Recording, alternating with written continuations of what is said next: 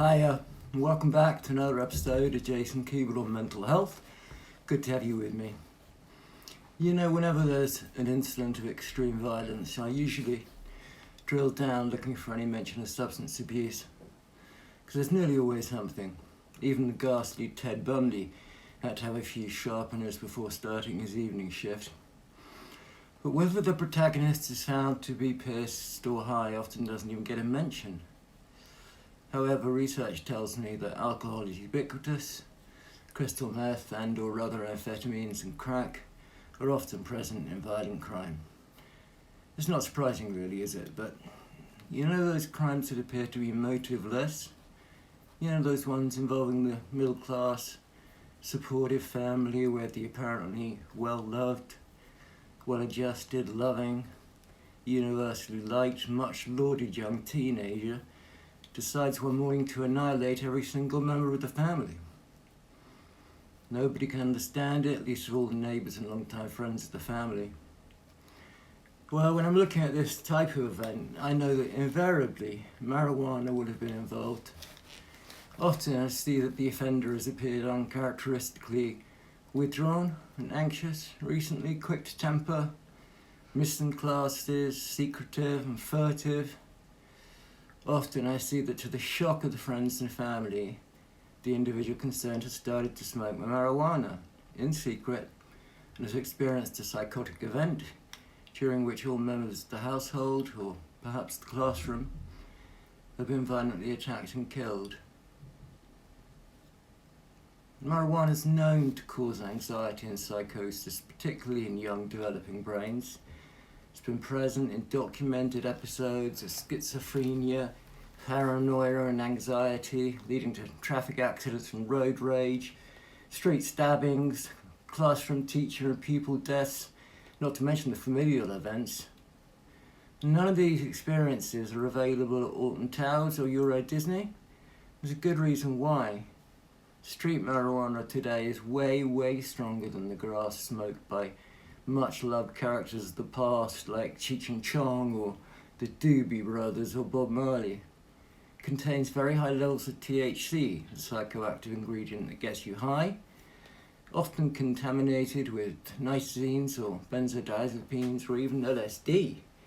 Back in the day when Bob and Cheech and Dylan, the permanently stoned rabbit from popular tea time program The Magic Roundabout, were puffing away on a bud of Sansamilia, grass and hash had a pretty soft reputation, right?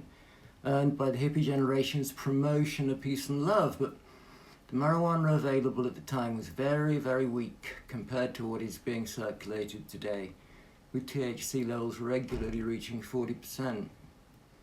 Its reputation as a gateway drug didn't stop the majority of university students from experimenting with it, with no apparent adverse effects whatsoever.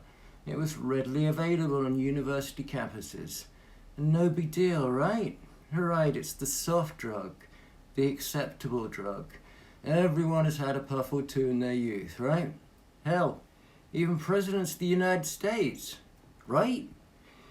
Yeah, right. That benign reputation has been promulgated recently due to the explosion in medical marijuana products and clinics. These products have proved incredibly effective in treating anxiety and depression and nervous system conditions. Some clinical depressives, like myself, have also had life-changing positive results. So it's clear that there is a clinical need for such products, whether it's inhaled or swallowed or injected. They have proved to be and are incredibly beneficial for many people. And that's just the tip of the iceberg, which of course is wonderful news, and that makes me very happy.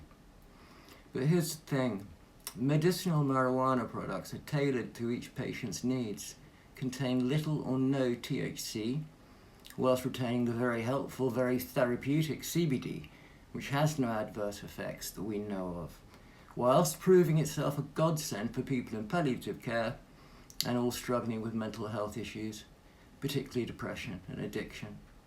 Sadly, inevitably, the lack of regulations alerted the criminal fraternity, who are now setting up CBD clinics and polluting the products with as much as 30% of THC, and people are becoming addicted. We need to be vigilant and use only CBD products from reputable companies It's very important to discuss this with your doctor. Above all, we must, wherever possible, teach our teenage children about the frighteningly real psychoactive effects of smoking street marijuana, because psychosis is not reversible. Yes, they both come from the same source, but they have very different properties and offer very different experiences. It's like comparing a Fiat Uno to a Ferrari. Both are cars and both are effectively produced by the same source, but what they do is as different as night and day. We're entering a time when there will be even more proliferation of CBD and THC products, and we must leave the THC to those who would seek to harm us under the old justifying adage, marijuana. Pretty harmless, dude, no? Everyone does it. No, it's the gateway drug, no? No, it's not. The levels of psychoactive THC in today's illicit marijuana mean the only gateway involved is a one-way ticket to hell. So, I'll leave that with you. See you next time, or if you prefer to read, I'll see you over on Substack. Until then, stay clean, stay cool.